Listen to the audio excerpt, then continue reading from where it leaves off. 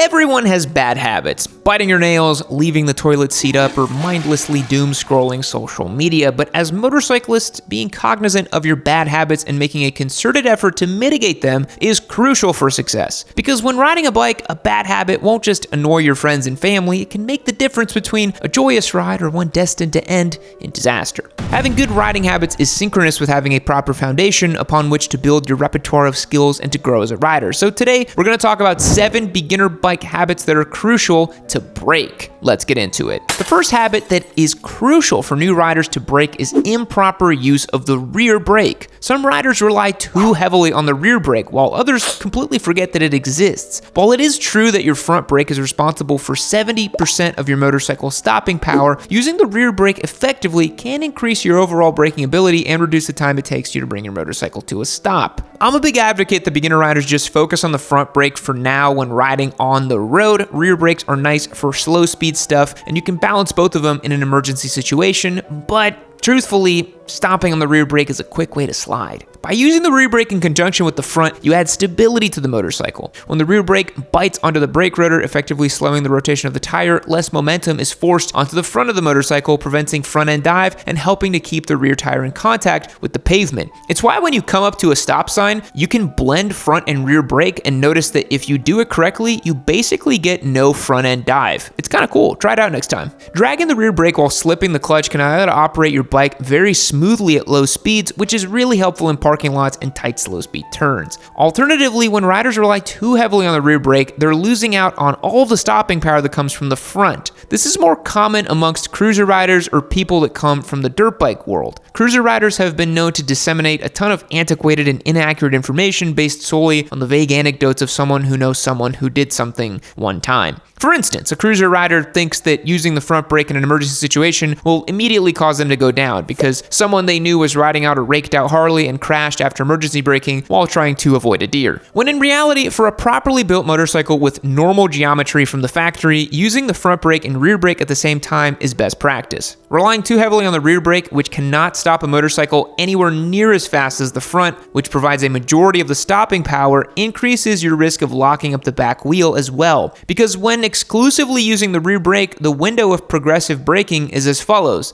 not slowing down, not slowing down, not slowing down, barely slowing down, locked up. Beginners must learn to use both the front and the rear brake appropriately and in the correct situations. But when in doubt, the front brake is going to be your friend. That's the one you should really be thinking about and be using, especially in emergency situations. A bad habit that many beginner riders have is poor throttle control. There are many downsides to having poor throttle control. There is, of course, extreme examples like looping your bike or losing control or whiskey throttling. But those situations usually come from a complete lack of respect for the throttle and perhaps a splash of hubris. But unless you weigh only 100 pounds and you're riding something with over 120 horsepower, it takes a lot of throttle input to have a bike just completely come out from underneath you. That isn't to say it never happens or is completely impossible for a new rider, but it is an extreme outcome. It is far more likely that a new rider with bad throttle control are just going to have choppy and imprecise movements, especially in low speed situations or in stop and go traffic. Begin to familiarize yourself with your motorcycle's throttle response in a controlled environment. Some new fuel injected motorcycles can have odd quirks in the throttle response and power delivery low down, so it's best to feel these out in a low speed situation as opposed to on a busy roadway. When you start to feel comfortable with the throttle response, you'll be able to more quickly increase or decrease your throttle input to change your speed. And mastering your throttle goes hand in hand with using your clutch. I mean, literally hand in hand. Anyways, many new riders can have bad habits when using the clutch. I recently saw this video of this guy that was riding, and the shifting with the clutch was so atrociously awful, it literally made me physically sick. We're gonna clip it here just for a little bit. I just really wanna show you guys. This is what you don't wanna do with the clutch.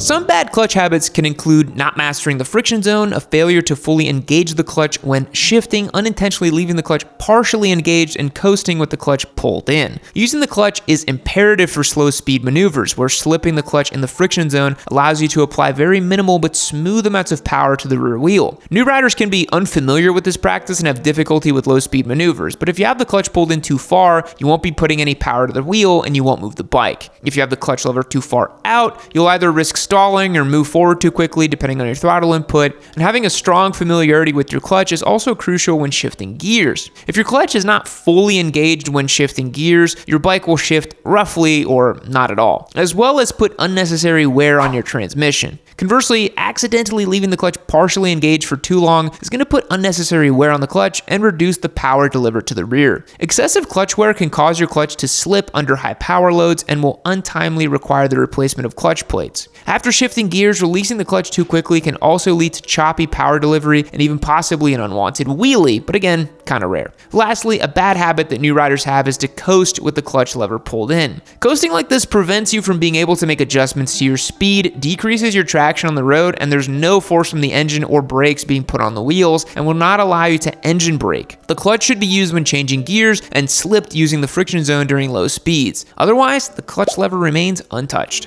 A bad habit that is super common amongst beginner riders and really imperative to brake for your safety on the road is having target fixation. Target fixation occurs when a motorcyclist looks at an obstacle that they're trying to avoid and unintentionally ends up steering right towards it. When you're riding a bike, it moves in the direction that your body tells it to. You look where you want to go. It works every time. And almost always, whether intentional or not, your body's going to direct your motorcycle in the direction of the object you're looking at. That is why it's really important that you always look where you want to go. By doing so, your body is going to instinctually usher your motorcycle in the right direction. So if you stare at the pothole you're trying to avoid, you're likely going to ride right into it. Target fixation can be catastrophic in instances when you come into a turn too quick and fixate at the outside edge of the curve instead of the exit, or even worse, fixate on a tree, a car, or some other immovable object that you don't want to ride into. This can be a tough habit to break as you instinctively want to stare at the thing you're trying to avoid, but by doing so, you're much more likely to ride right into it instead of avoiding it. As you become aware of the moment you have target fixation, it becomes easier and easier to look instead where you want to go, not where you're trying to avoid. And remember, while turning, always look at the exit. It's much easier to avoid target fixation if you're riding within your limits. If you're riding way outside of your limits or close to your limits, you're way more likely to target fixate. It's also common for beginner riders to fail to understand countersteering and instead be in the habit of trying to turn at speed only by leaning. When controlling a motorcycle at slow speeds, turning the handlebars moves the bike the way you would expect. Turning to the left will make the bike go left, and turning to the right will make it always go right. But as you increase the speed, the physics of your bike require countersteering to initiate lean and move the bike in the direction you wish to go. But one thing to note here is that countersteering actually happens at all speeds. If you think about it, when you look at a bicycle, the way it turns, it always falls into the corner in the direction of the wheel opposite of the way it wants to go. So countersteering works at all speeds. It's just that at slow speeds, it's a little less noticeable. When moving at speed, you're approaching a left-hand curve. You will not pull the left-hand grip towards you as you would when you're turning in a parking lot, but instead push the left grip forward. When you push the handlebar in the direction you want to turn, it causes a slight fall of the motorcycle in that direction, initiating lean. To make quick and controlled turns, especially at higher speeds, you must countersteer first. But the thing is, motorcycles can only turn by countersteering, so you will always countersteer. Once the bike starts to lean, you can maintain the turn by adjusting your body position and using throttle control. Turning a motorcycle at high speeds is very different than turning at slow speeds, and countersteering is an obvious and great skill to improve your maneuverability of your bike. It becomes intuitive to experienced riders, but will take some practice for a beginner as they start to break their old habits. Motorcycles are as safe as they've ever been. There are countless constantly evolving safety features that can help keep riders safe under hazardous situations. And while a lot of this tech was originally designed for top-of-the-line superbikes, over the years it has trickled down into more beginner-friendly models as well. And while rider aids like ABS, traction control, and adjustable ride modes are great for when you really need them, there's always the threat that a beginner rider who's only exposed to riding bikes with such fail-safes may become overly reliant instead of mastering proper throttle control or optimal braking techniques. For instance, you'll often see riders talk about how they started on a motorcycle that may not normally be advised for a new rider due to power output, but they said they kept it in rain mode for the first few months. The issue being that because rain mode reduces the sensitivity of the throttle, the rider is not actually learning proper throttle control, but having the ECU do it for them.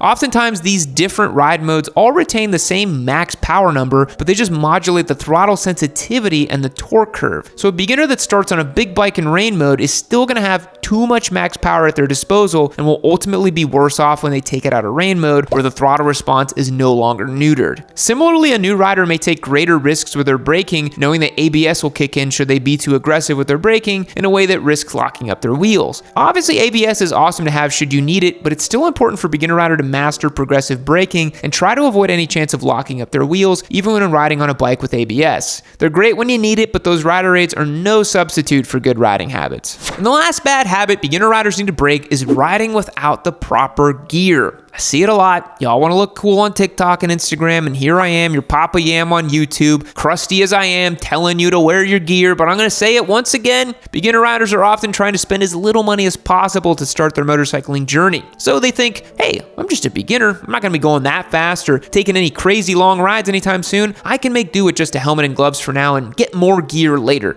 Unfortunately, many riders will be forced to learn this lesson the hard way. No matter what speed you're going or how short of a ride you're taking, there's always a chance of a crash, whether it be due to poor riding habits, an unforeseen obstacle, or other vehicles on the road. There are ways to mitigate risk on a motorcycle, and one of the easiest and most paramount ways to reduce the chance of severe bodily harm on a motorcycle is by wearing proper gear. Look, motorcycles are as safe as they've ever been, and gear is as safe as it's ever been. Standards, materials, manufacturing processes continue to elevate year over year, and there's more options for affordable, safety-rated gear than there's ever been. There's also gear for every riding style, so you can find stuff that won't break the bank, will match your ride, and will be comfortable enough for everyday riding. You don't have to look dorky or like you're wearing all the safety gear. There's tons of stealth, cool stuff that you can wear that's going to keep you safe. A DOT and ECA-rated helmet is a must, as are motorcycle boots, a jacket, gloves, and riding pants. Real safety-rated riding pants, not rebranded Alibaba Chinese riding pants. You can see links to the gear I personally wear in the description of the video. You can also go back and find the video I did a few months ago outlining the gear that I trust, free of any paid or endorsed products. Or you can watch the video where I expose the social media riding pants scam. Either way, you gotta get proper riding gear. It's as imperative as getting your motorcycle endorsement or purchasing insurance. Thanks for making it to the end of the video. How many of these bad habits are you guilty of having? How long did it take for you to overcome target fixation? Are you really still wearing those Chinese pants? Be sure to subscribe if you want the latest and greatest motorcycle content. I'm gonna see you all later.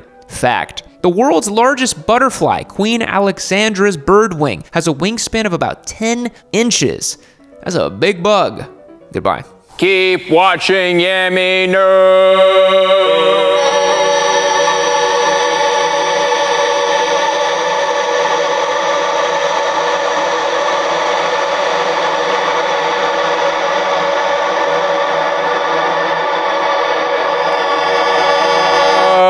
Oh.